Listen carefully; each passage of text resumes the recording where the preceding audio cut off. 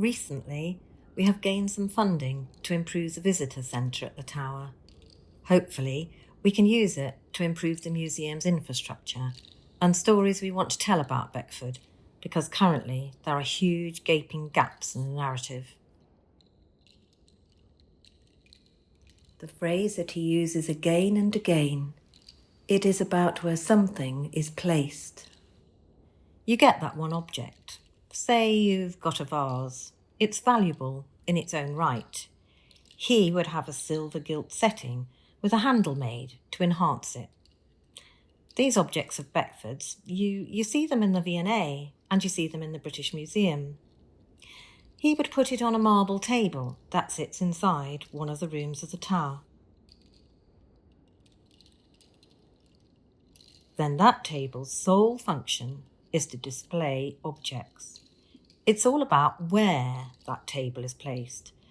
So natural light is funneled through the opening, hits a mirror above the table, shines down, and creates a natural spotlight for that vase.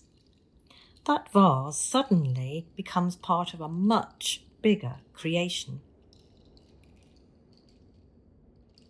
Then you take that one room, put it inside the building, and the building becomes the complete artwork. Then put that building inside the landscape, and that's Beckford. He's the sort of persona that when he had a delivery of new objects, he can't sleep that night because he knows he has put that object in the wrong place. So he will come back the next day and he will move it 3 inches to the left, maybe an inch to the right, or the other side of the table, and it's right, then it's right. He's designing these spaces to show his family's place, rightful place in British history.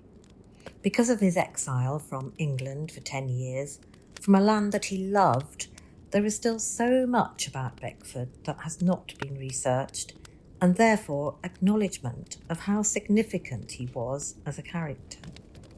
But it also means that there are still scathing comments about him that haven't been nuanced.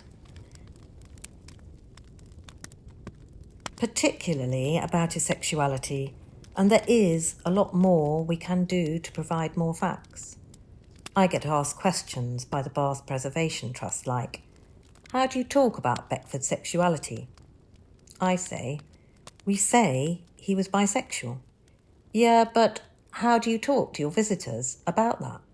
Well, we say that he is bisexual. We have done the research, and everything absolutely has to come from fact.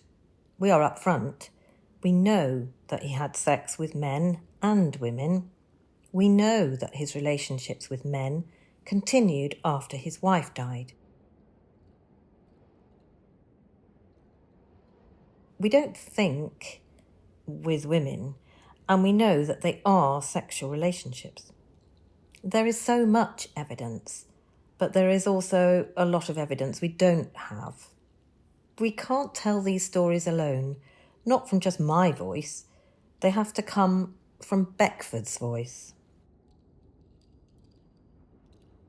One of the questions I get asked the most is, if Beckford's money came from another source, would he be pro-abolition? As much as I would like to say he was a lot more liberally minded than some people of his position at that time, he was incredibly selfish. But he'd been groomed to be. A lot of these men, people at this level of society, they were groomed to be. But he never acknowledges what generates that money.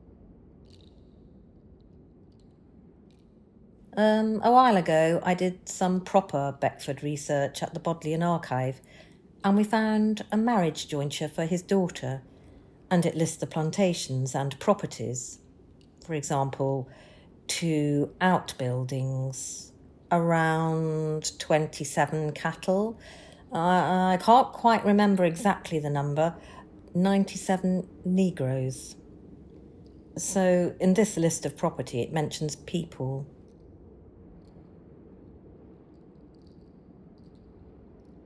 The museum always used the same quote again and again from Beckford.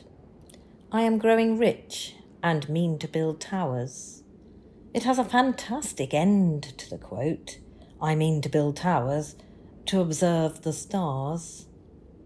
But the beginning of that quote is, my plantations in Jamaica brought twice as much as expected this year. So I am growing rich and mean to build towers.